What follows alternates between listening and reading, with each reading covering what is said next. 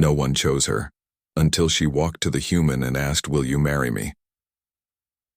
The gathering hall buzzed with anticipation as the choosing ceremony began on the planet Valor Prime, and hundreds of young Valerian women stood in elegant formation, wearing flowing garments that shimmered like starlight, and each one hoped to be selected by a worthy male from the neighboring systems.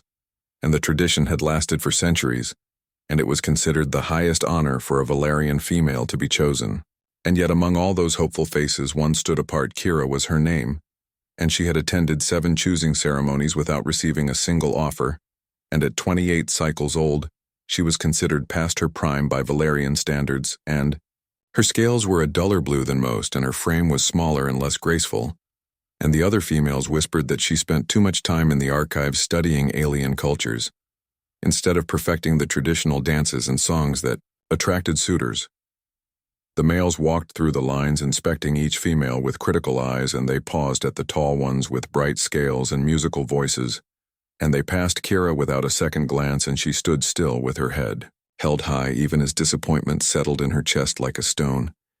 And when the ceremony ended, she had been passed over once again.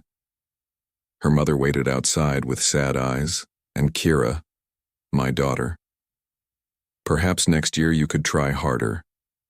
And Kira shook her head gently and said, "Mother, I do not think there will be a next year, and I am tired of waiting to be chosen."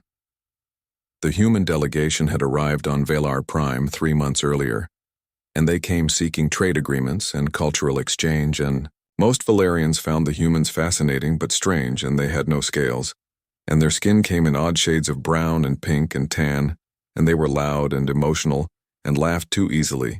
Kira had been assigned to work in the archives, where the humans came to study Valerian history, and that was where she met Danny Brooks, and he was a researcher from Earth with warm brown skin and kind eyes that crinkled when he smiled, and he treated her differently than anyone ever had, and he asked her opinions and listened when she spoke, and he never seemed to notice that her scales were dull, or that she was considered undesirable. They spent long hours together discussing ancient texts and comparing their worlds, and Danny told her about Earth, where women chose their own partners and where beauty came in endless varieties and where no one had to wait to be selected like merchandise in a market. And Kira found herself drawn to this strange human who saw her as a person rather than a rejected specimen. One day, as they worked side by side, Danny looked up from his datapad and said, "Kira, can I ask you something personal?"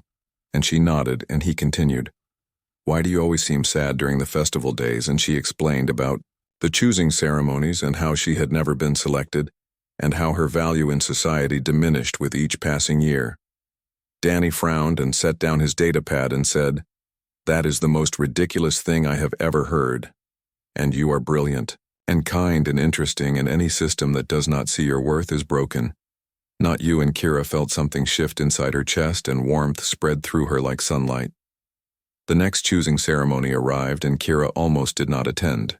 But her mother begged her to try one more time, and so she put on her ceremonial garments and took her place in line, and the males walked past as they always did, and their eyes sliding over her without interest, and then something inside her snapped. She thought about Danny and his words, and she thought about Earth, where women did not wait to be chosen, and she made a decision that would shock her entire world. Kira stepped out of line and walked with steady purpose across the gathering hall, and gasps rippled through the crowd, and females did not leave their positions during the ceremony, and it was forbidden and scandalous and unthinkable, but Kira did not care anymore.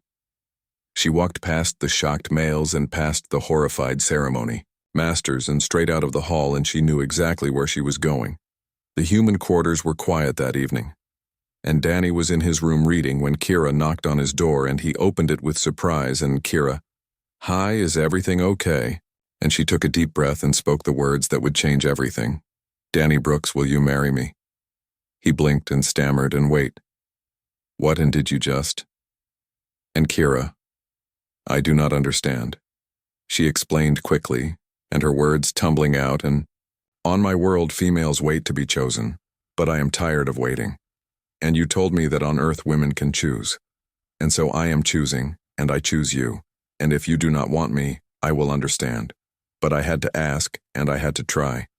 Danny stared at her, and his expression unreadable, and then slowly a smile spread across his face, and he said, Kira, are you sure? And I am honored and amazed, and honestly a little overwhelmed. But are you absolutely sure? She nodded, and I have never been more sure of anything. He laughed, and it was a joyful sound, and then yes, and absolutely yes, and I would be honored to marry you. The scandal that followed was enormous, and no Valerian female had ever proposed marriage, and especially not to an alien, and Kira's family was mortified, and the council called her before them to explain her outrageous behavior. But Kira stood firm, and she had made her choice, and she would not take it back. Danny supported her through everything, and he stood beside her when the community condemned her, and he held her hand when her own mother turned away in shame, and he told her every day that she was brave and wonderful, and that he loved her. Eventually the storm calmed, and the humans intervened on their behalf, and marriage between species was not illegal, just unprecedented. And within 6 months, Kira and Danny had a small ceremony with a handful of guests who supported them. As Kira stood beside her human husband, speaking vows of partnership and love, she realized something profound.